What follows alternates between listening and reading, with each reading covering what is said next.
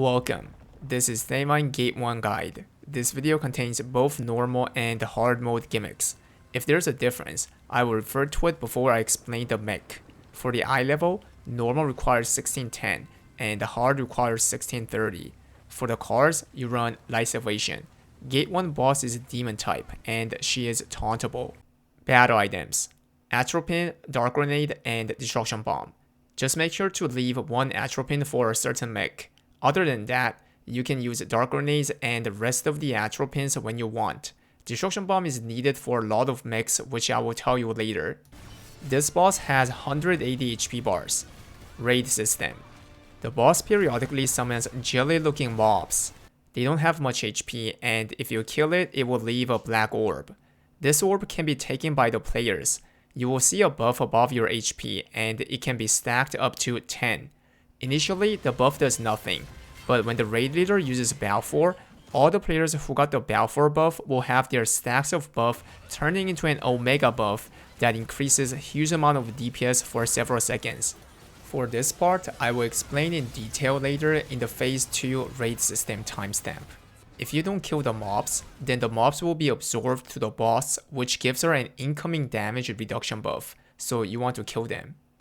Another system is, whenever your HP becomes really low, then the screen turns red and some phantom mobs that are connected to you will attack you. They can be seen only from you. You have to either kill all the mobs, or get out of the range to disconnect the line before the moon gets filled up above your head. If it gets filled, then you get charmed, which is pretty much a restart. Major gimmicks. Around 145 HP, the boss moves to the center.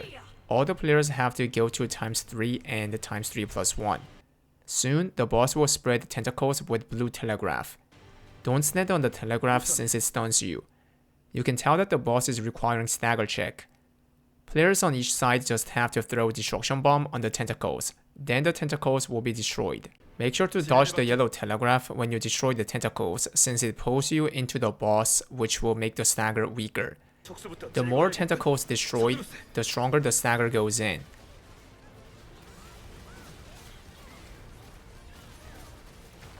If you succeed the stagger, then she will do AoE attack all over the ground. You just have to dodge them. Then that's the end of the mech. Next mech. This mech has a difference between normal and hard mode. Around 100 HP, the boss moves to the center. Soon, 3 puddles on the floor will explode, so stay far away. There are 2 ways to handle this mech. Number 1. Use the Balfour when Wei starts to say something. This is a hidden Balfour. He will hammer her to the sky.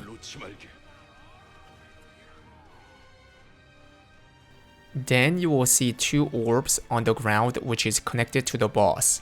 2 players have to approach each orbs and throw the destruction bombs. If both bombs are landed, then you will see a yellow telegraph which will pull the 2 players into the boss. This is what you wanted to happen since people who fails to go inside the boss will die from the wipe attack that she does at the end. Up to 2 players can only be pulled from each orb. One thing you want to watch out is the blue telegraph AoE attacks. If you get hit by this, then you will get imprisoned, which makes harder to destroy the orbs. The safe way is to wait for the blue telegraph first, even if the orb landed already, and then stand on it to destroy it. If there's a player who is imprisoned, then quickly save him. In the normal mode, she summons 1 more orb, so 5 orbs for the normal mode, which makes it more flexible, and 4 orbs for the hard mode. When all the players are pulled in, then the boss will do wipe attack on the floor, and that's the end of this mech. Let me go to the second method. After the 145 HP mech, whenever you succeed the counter patterns, then a random player will get a spike ball mark under the character. You will see 3 craters in the field. That player have to go to one of the craters. When the boss wakes up after the counter, she will blast an AoE attack to that player. The goal is to make her attack the same crater twice in a row. If you succeed a second counter from any of the counter patterns, then another random player will get the mark, and he has to go to the crater that was bombarded. If you land the second one, then the boss will phase right away to the 100 HP mech, even if her HP is higher than that.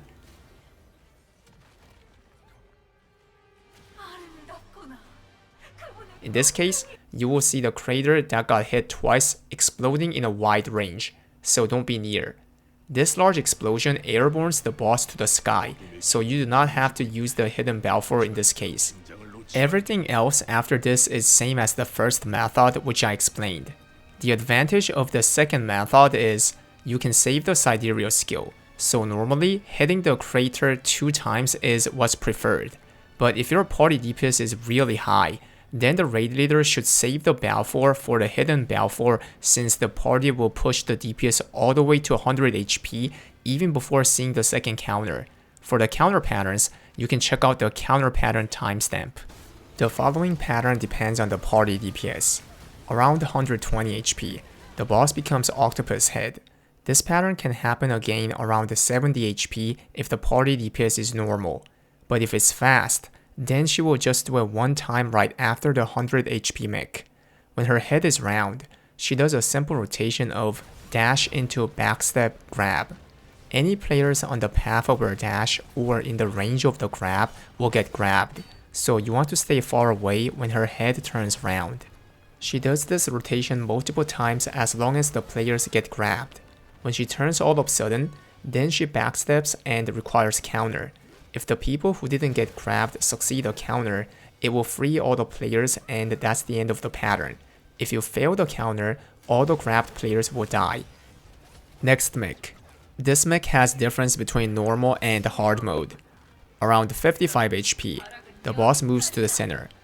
All the players have to go to ×3 and ×3+1 position. Soon she will spread the tentacles again. In the normal mode, you just have to throw the destruction bomb on each side, dodge the yellow telegraph, and then stagger the boss just like 145 mech. The more tentacles destroyed, the stronger the stagger goes in. In the hard mode, the tentacles have 3 kinds of orbs attached: black orb, black spike orb, and raspberry orb. Both of the black orbs do AoE attack that stuns the players. You have to destroy the tentacles that have these orbs with the bomb. On the other hand, raspberry orbs should not be destroyed. There are 2 raspberries in total. If you throw the bomb on one raspberry, then it nullifies the stagger and the destruction of all the players for around 10 seconds. If both are bombed, then it straight up kills the near players. Even if you popped one raspberry, there's plenty of time for this stagger mech, so you don't have to hurry. If the stagger is done, then that's the end of the mech and she goes to phase 2.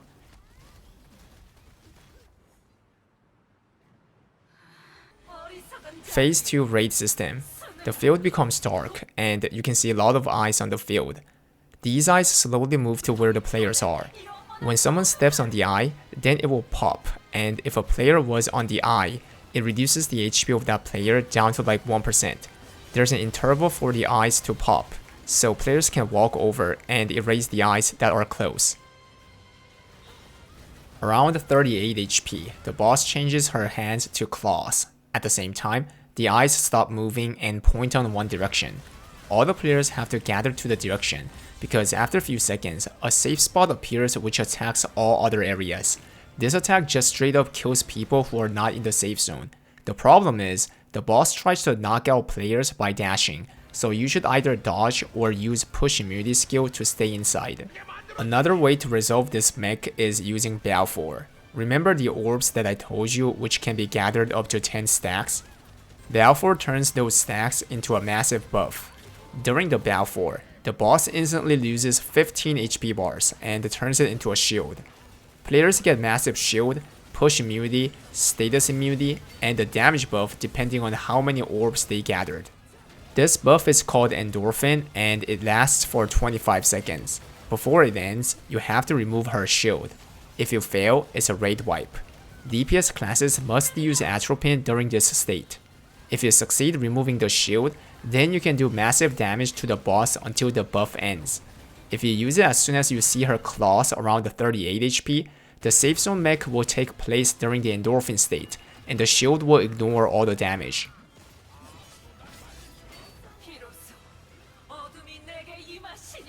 Next mech. This mech only exists in the hard mode. Around 35 HP, a cutscene happens where you can see a gigantic eye in the center.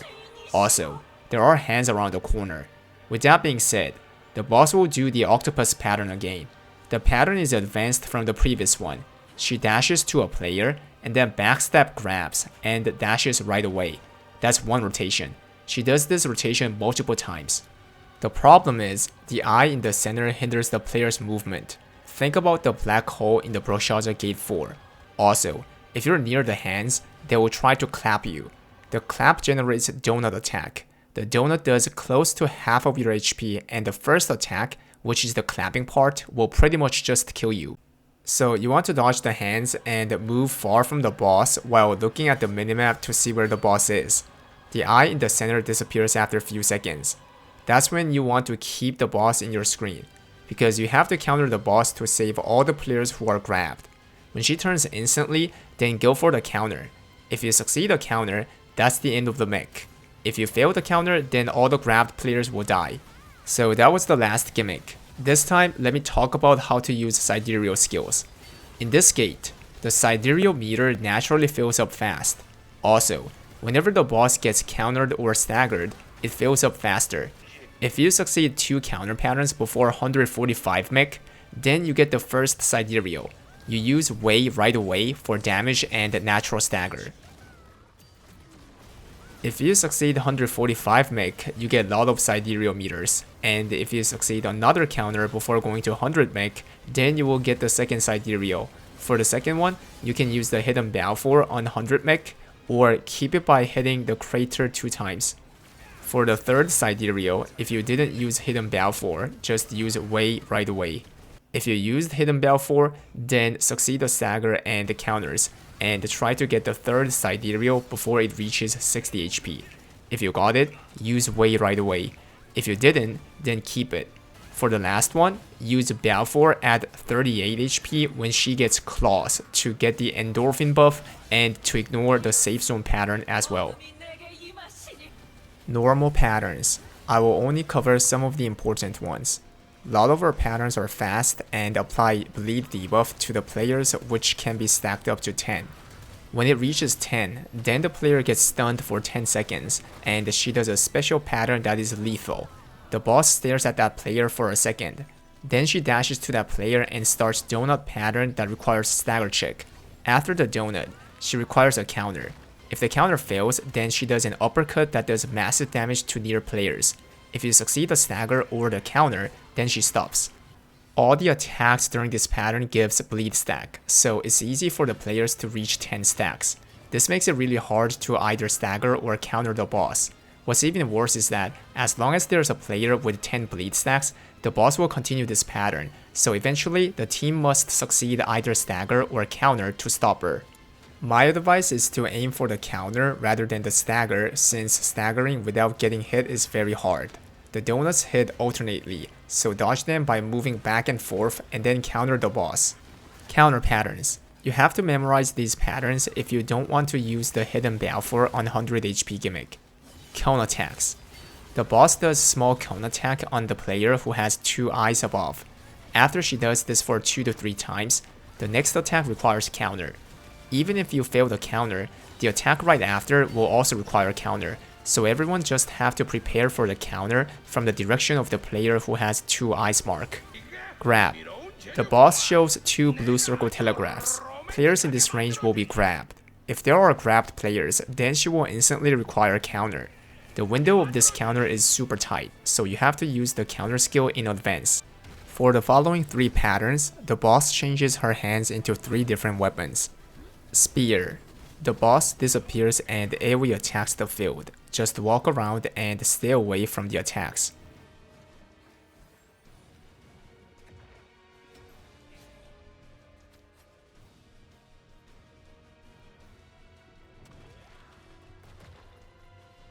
Blade. The boss moves to the edge of the field and then slashes Blaze. You can just walk around and dodge the Blaze, or you can stick close to the boss and DPS her.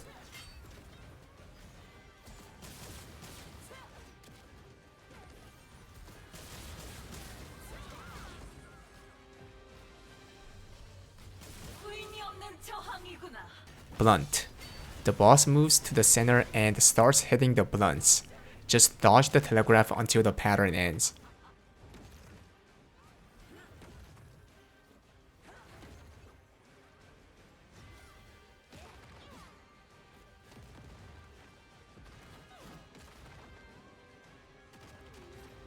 Backstep and spike attack.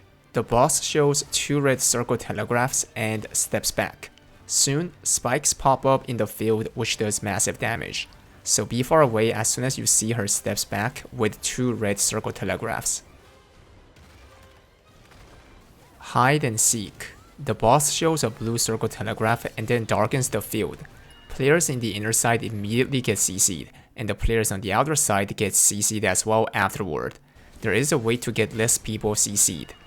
If you hide behind the person who's on the outer side, then you can dodge it.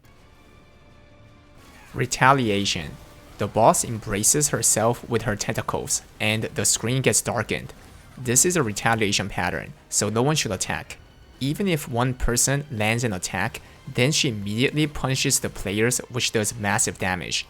That's all for this video. Thanks for watching and hit the like and sub if you liked it. See you guys in the next video. Stay geeked.